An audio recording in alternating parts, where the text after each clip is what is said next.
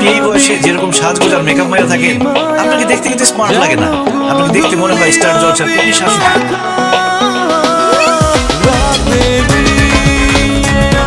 কি বলে? তোমার এত বড় সাহস? তুমি আমাকে কুত্তি বলছো? আমাকে দেখতে কুত্তি লাগে? তুমি আমার মেয়ের জামাই। না হলে তারপরে তোমার সবকটা দাঁত ফালাই দিতাম আমি। দেখি, তোর জামাই কত বড় সাহস? সবার সামনে বলে আমাকে নাকি কুত্তি শাশুড়ির মতো লাগে।